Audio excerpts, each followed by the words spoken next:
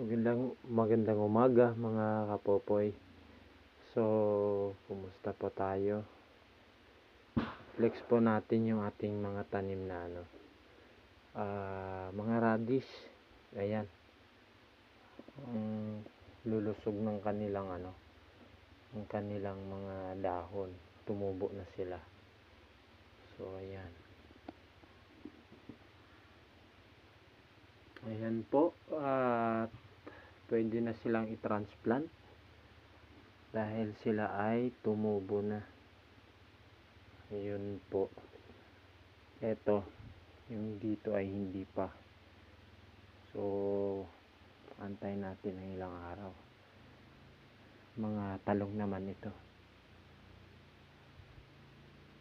Yun lang po mga kapopoy. Magandang umaga at keep going. Tuloy lang tayo sa buhay. Maraming salamat sa ating lahat.